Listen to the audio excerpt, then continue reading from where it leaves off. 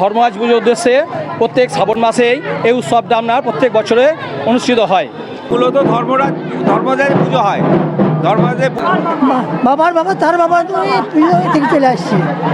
এটা প্রায় শতাব্দী প্রাচীন একটা উৎসব। কয়েকশো বছর আগে থেকে আমার বাবা, তার বাবা, দাদু মানে গতানুগতিকভাবে এই উৎসবটা হয়ে আসছে আর কি। শতাব্দী প্রাচীন এক ঐতিহ্যবাহী ধর্মরাজ পুজো অনুষ্ঠিত হলো মুর্শিদাবাদ জেলার ভরতপুর আমলাই গ্রামে। বুধবার সকাল থেকে শুরু হয়ে যায় পুজোর অনুষ্ঠান। এই উপলক্ষে ভক্তদের ভিড় ছিল চোখে পড়ার মতো। আমলাই, ভালুইপাড়া, গোপীনাথপুর মিলে এই অনুষ্ঠানটি প্রতি বছর শ্রাবণ মাসে গুরু পূর্ণিমাতে পালিত হয় এই ধর্মরাজ পুজো।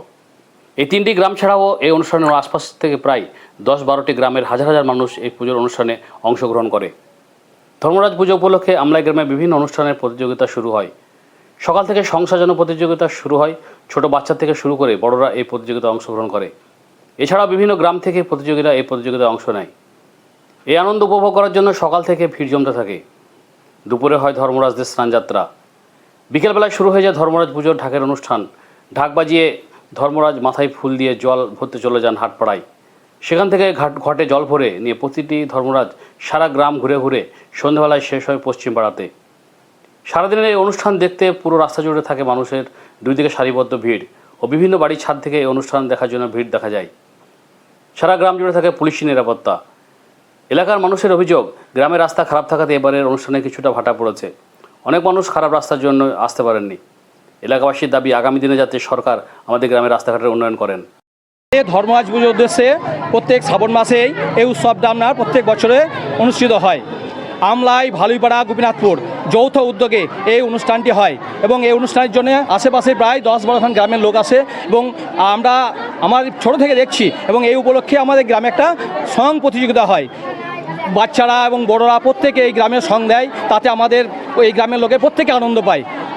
প্রচুর দূর দূরান্ত থেকে সং এখানে আসে। এবার আপনার এর জন্যে কমিটি থেকে আপনার প্রাইজ ছাড়া হয়েছে এবং প্রত্যেকটা পাড়ায়ও এর সঙ্গের জন্য প্রতিযোগিতার জন্য প্রাইজ ছাড়া হয়েছে। এই সঙ্গের জন্য আমরা প্রচুর দূর থেকে লোক আসে এবং প্রত্যেকে সং দেয়। আমাদের এই আশেপাশে গ্রামের প্রচুর লোক আনন্দিত পায়। বৈকালবেলায় আমাদের এখানে পশ্চিম পাড়ায় মন্দিরতলায় আপনার ঢাক বাজিয়ে যে ধর্মরাজ পুজোর মাথায় ফুল থাকে সেই ফুলটা পড়ার পরে তারপর ঢাক নিয়ে চলে আসা হয় আপনার হাটপাড়া এবং হাটপাড়ায় ঘটে জল ভরার পর সেই ঢাকের সহিত প্রত্যেকটা ধর্মরাজ নিয়ে আসে এবং প্রত্যেকটা গ্রাম ঘুরতে ঘুরতে নিয়ে আসে এবং পশ্চিমপাড়ায় গিয়ে আবার সেটা সমাপ্ত হয়। এই পুজোটা কত বছর থেকে চলছে? এই পুজোটা আপনার আমাদের জন্মের অনেক আগে থেকে এবং আমার বাবারাও চালিয়ে গিয়েছে। আমরা 250 বছর ধরুন আপনি। আমার বাবারাও এত প্রথম দেখে গিয়েছে আমরা এই পুজোটা। 250 বছর ধরুন। কত লোক আসে এখানে? আপনার 10 থেকে 12খান গ্রামের প্রায় আপনার 10-12 হাজার লোকের সমাগম হয়। এখানে মূলত ধর্মরাজ পুজো হয়। ধর্মরাজের পুজো উপলক্ষে 10-12খানা গ্রামের লোকের সমাগম হয় এবং এখানে সব থেকে বড় জিনিস কি যে মানুষের যে আনন্দ, সাথে সাথে লোক, এরা প্রচুর লোক এসে আসেন, একদম সমস্ত লোক। অনুষ্ঠানটা সকাল থেকে শুরু হয়, সকাল থেকে সন্ধ্যা পর্যন্ত। মহাদেব ধর্মরাজ পূজা হওয়ার পর তারপরে বেলা 11-11:30টার সময় স্নানযাত্রা হয়। তখন ঢাক নিয়ে স্নানযাত্রা করতে যায় দিঘির ধারে। দিঘিতে স্নান করে ফিরে এসে এখন এবার এটা হবে আপনার ভাঁড়াল, যেটা এটা ঘুরবে, ভাঁড়াল ঘুরবে আর কি, যেটা তারপরে অনেক গিয়ে সমাপ্ত হবে। কত বছর ধরে পুজো করে আসছেন? এই পুজো দীর্ঘদিন ধরে আমার পিতা আরও বেশি, বাবার বাবা তার বাবা তো এই পুজো থেকে চলে আসছে। কী কী অনুষ্ঠান হয় এখানে? ধর্মরাজের পুজো হয়, এটা ধর্মরাজের পুজো, দুর্গোৎসব, সরস্বতী পুজো, বিশ্বকর্মা পুজো ইত্যাদি পুজো হয়। না মানে আজকে যে অনুষ্ঠান কী হয়? আজকে অনুষ্ঠান এই ধরুন বাজনা, সং ঢং, এইসব নানান রকম মানে হাস্য কৌতুক ব্যাপার এসব হয়। সকাল সূর্যোদয় থেকে আরম্ভ হয়। কি হয়? এখানে সং হয়, পুজো হয়, এখানে পুজো হয়, মেন্টালি পুজো। ওখানে সকাল পুজো হয়, পুজো সেই 11টার সময়তে কি 11:30টার সময়তে দিঘির ধারে যায়, ওখানে মুক্তি স্নান, ধর্মরাজকে স্নান করিয়ে আসে। ওখানে স্নান করে আসার পরে পশ্চিমপাড়া মণ্ডপে আসে, ওখানে পুজো হয়। ধর্মরাজের মাথাতে ফুল চাপায়, ফুল চেপে উঁচু হয়, সেই ফুল ঢাকের বাড়িতে পড়ে, তারপরে সেই ফুল যতক্ষণ পর্যন্ত না পড়বে ততক্ষণ পর্যন্ত মানে আপনার ভাঁড় ভরতে যাবে না। ফুল পড়ে গেল, ঢাক নিয়ে চললো ভাঁড় ভরতে দিকের ধারে, ওখান থেকে ভাঁড় ভরে আপনার এইসব মণ্ডপে এসে হাজির হবে, ওখানে সমাপ্ত হবে।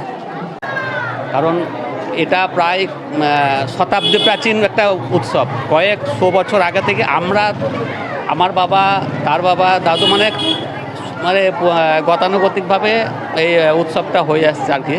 তো আশেপাশে যতগুলো গ্রাম আছে সেই সমস্ত গ্রামের থেকে লোকজন এখানে আসে, জমায়েত হয় এই বিশেষ একটা এই দিনে। আর এর শুরু কবে থেকে আমরা জানি না, মানে আমার পিতা পুরুষের বহু কয়েকশো বছর আগের থেকে অনুষ্ঠানটা হয়ে আসছে আর কি।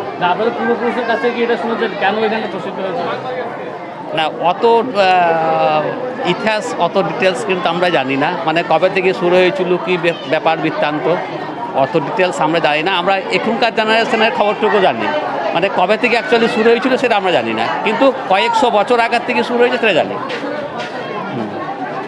তো এখানে কত লোক আছে, কোন কোন গ্রাম থেকে এখানে লোক আছে? এখানে বিভিন্ন গ্রাম 10-12-14 এরকম হাজার তো হবেই। আর আমরা একটা জিনিস লক্ষ্য করলাম, রাস্তাঘাটের অবস্থা খুব খারাপ। আপনি কি মনে করেন না যে এলাকাবাসী রাস্তা হয়ে গেলে আরও বেশি লোক আসতে পারবে? অবশ্যই, কারণ রাস্তা কন্ডিশন আমলে খুবই খারাপ। এই অনুষ্ঠানের আগে কিছুটা রিপেয়ারিং হয়েছে যার জন্যে, এবং আজকে ওয়েদারটা ভালো হওয়ার জন্যে লোক সমাগমটা বেশি হয়েছে।